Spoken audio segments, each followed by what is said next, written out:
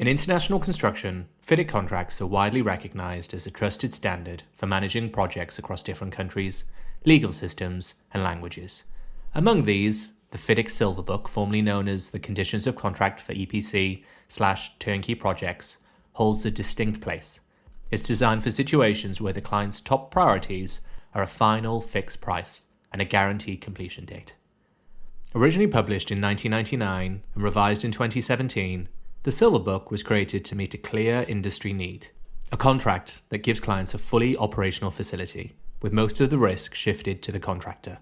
This video is based on a FIDIC paper titled Turnkey Contracting under the FIDIC Silver Book. What do the owners want? What do they get?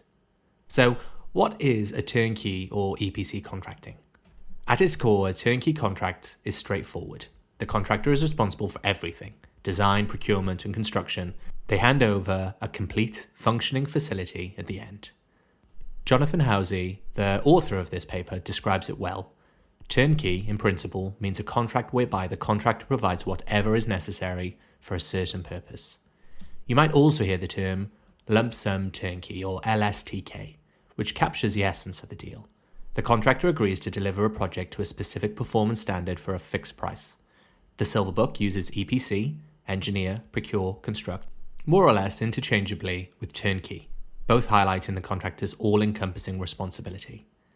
So what really sets the Silver Book apart from other FIDIC contracts is how it handles risk. While most FIDIC contracts share risks more evenly between the parties, the Silver Book places them firmly on the contractor's shoulders: design, procurement, construction, and ensuring the final product performs as expected. The biggest risk in any project is that it might not be completed on time, on budget, or to the required standard. Under the Silver Book, the contractor is meant to control all these aspects. In theory, that sounds simple. In practice, though, it's really that tidy.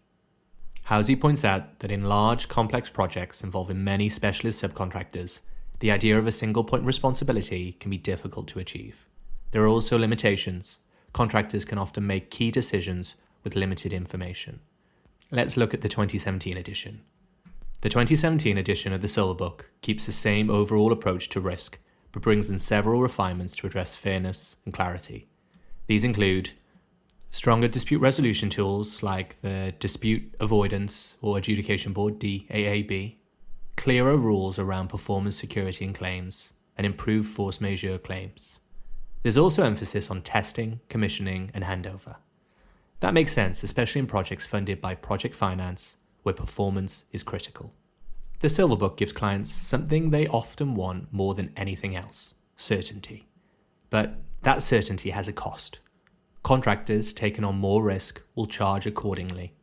In high-stakes projects, like power stations or major infrastructure, is often a price worth paying. Still, the big question remains: do clients really get the full turnkey package they imagine? Often the answer is more complicated. The Silver Book is a powerful contract, but its success depends on how well everyone involved understands its strengths and its limits. Metroun, a commercial hub to your business.